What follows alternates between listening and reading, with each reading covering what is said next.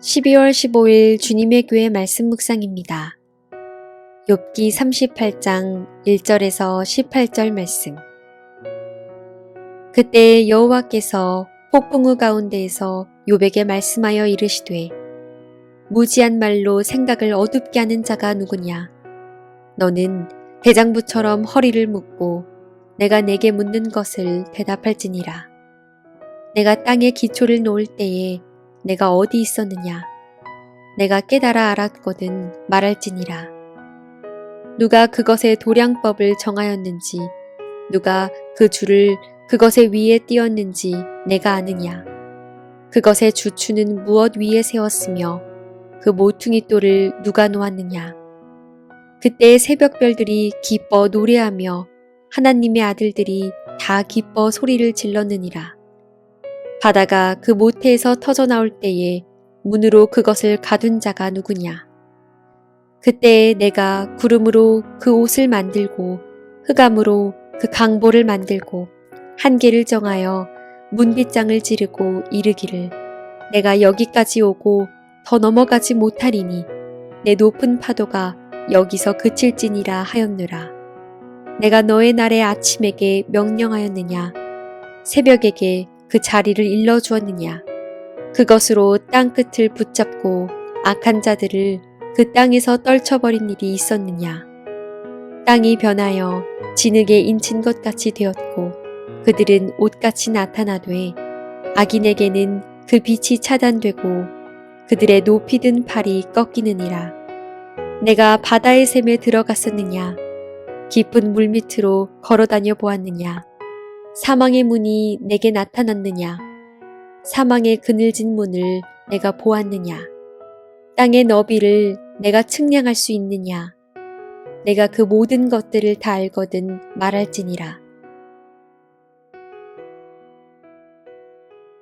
할렐루야. 오늘도 천지 만물을 다스리시고 온 세상 가운데 주권적으로 역사하시는 하나님을 찬양합니다. 하나님의 말씀을 통해 올바른 믿음이 자라나고 온전히 하나님을 신뢰하는 오늘 하루가 되기를 간절히 소망합니다. 다 함께 말씀을 보시겠습니다. 욥기 38장에 이르러 여호와 하나님께서는 마침내 욥을 대면하시고 그에게 직접 말씀하셨습니다. 욥기 32장에서 37장에 이르기까지 엘리후는 욥에게 몇 차례 질문하며 자신의 이야기를 전개했습니다. 엘리후는 하나님이 어떤 분이신가에 대해 욥에게 말하고 하나님은 전능하시고 말씀하시는 분이시라는 것, 그리고 하나님의 임재는 거대한 폭풍우처럼 위엄이 있으신 분이라고 말했습니다. 37장에 이르기까지 아무도 엘리후의 말을 가로막지 않았고 엘리후가 한 말에 의문을 제기하지도 않았습니다.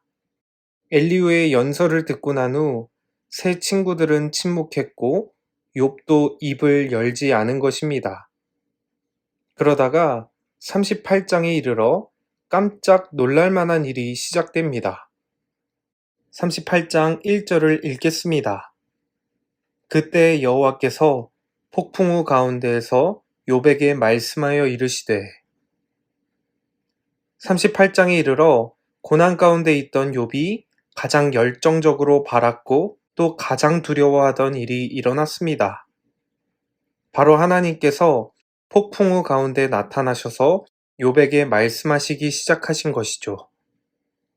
이전에 욥은 전능자 하나님을 애타게 찾고 부르짖으며 왜 하나님은 나의 의로움에 대해 아무 말씀도 안 하시느냐고 거듭 질문했습니다. 하나님, 도대체 어디에 계십니까? 왜 나에게 이런 말도 안 되는 고난이 일어난 것입니까? 사람들은 나를 정죄하며 나의 명예를 깎아내리는데 하나님, 당신은 왜 아무 말씀도 안 하시고 왜 나를 버려두십니까? 이것이 고난 가운데 자신의 의로움을 증명해 주실 하나님을 정말 간절하게 찾았던 욥의 고백이 아닙니까? 그런데 38장에 이르러 침묵하시던 전능자께서 욥을 찾아와 말씀하십니다.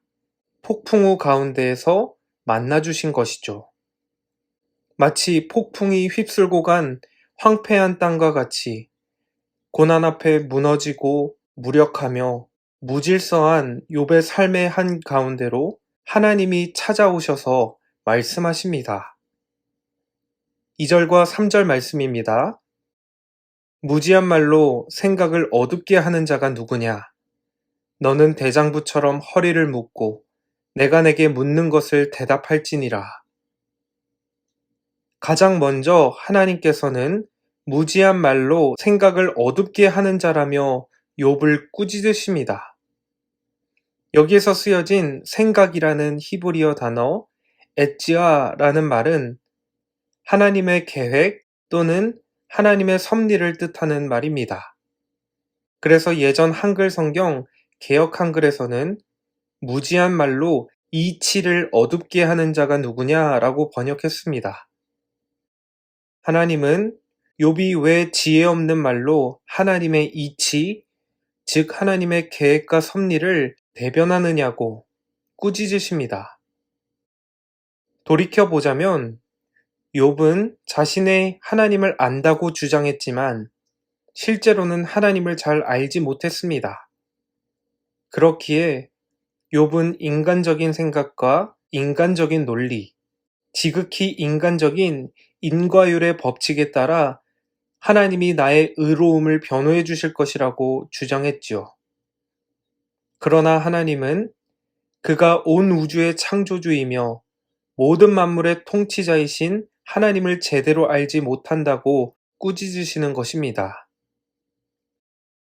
하나님은 욥에게 대장부처럼 허리를 묶으라고 말씀하십니다. 문자적으로 보면 욥은 허리띠를 단단히 메고 이제 하나님과 격렬한 씨름이라도 한판 할 준비를 하라는 것이죠. 하나님은 욥을 대장부처럼 당당하게 자신과 논쟁을 벌일 만큼의 믿음의 사람으로 인정하고 계십니다. 그리고 욥은 이제 하나님과의 설전에 참여하도록 도전을 받습니다. 하나님은 이제 욥에게 질문하실 것이고 욥은 하나님에게 마땅한 대답을 해야 할 것입니다. 이전에 욥은 자기가 고통당하는 이유를 하나님께 물었습니다. 그리고 자신의 고통에는 정당한 이유가 없다고 확신했기 때문에 욥은 결백을 증명해 주시기를 하나님께 요구했지요. 그런데 오늘 38장에 이르러 하나님은 욥의 질문과 요구를 외면하시며 오히려 욥이 결코 알 수 없는 질문을 하고 계십니다. 오직 창조주 하나님만 아실 수 있는 창조 세계의 질서와 신비를 너가 알 수 있느냐고 질문하십니다. 4절 말씀입니다. 내가 땅에 기초를 놓을 때에 내가 어디 있었느냐? 내가 깨달아 알았거든 말할지니라. 또 8절 말씀. 바다가 그 모태에서 터져 나올 때에 문으로 그것을 가둔 자가 누구냐? 16절 18절입니다. 내가 바다의 샘에 들어갔었느냐? 깊은 물 밑으로 걸어 다녀 보았느냐? 사망의 문이 내게 나타났느냐? 사망의 그늘진 문을 내가 보았느냐? 땅의 너비를 내가 측량할 수 있느냐? 내가 그 모든 것들을 다 알거든 말할지니라. 여러분, 하나님께서는 질문하는 욥을 만나시며 그에게 되려 질문하십니다. 창조주를 내가 아느냐? 또 창조의 역사를 내가 보았느냐? 창조된 피조물을 보며 하나님은 그 안에 있는 창조의 질서를 너가 정말 보았느냐?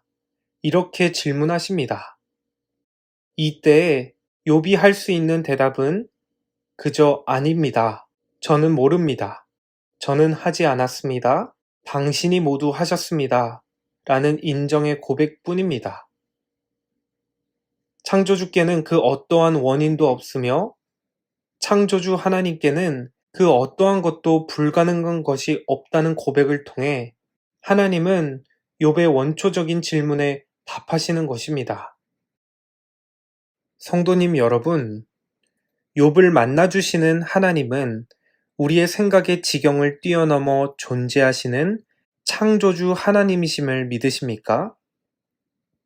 욥의 고난이 인간의 관점과 인간적인 생각에서는 결코 용납할 수 없는 선악의 문제였지만 창조주 하나님의 섭리는 훨씬 더 크고 위대하다는 것입니다. 누가 창조주의 계획을 다 깨닫고 반기를 들 수 있겠느냐는 말이죠. 그렇기에 하나님이 욥에게 요구하시는 것은 창조주 앞에서의 피조물된 자로서 겸손하게 하나님을 인정하고 하나님을 찾고 구하며 하나님을 기다리는 것 아니겠습니까?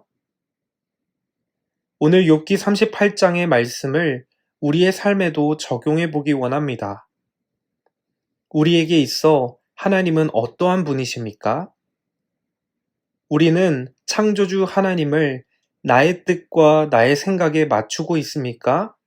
아니면 하나님의 계획과 섭리를 나의 삶에서 해석하고자 겸손하게 하나님을 찾고 구하고 있습니까?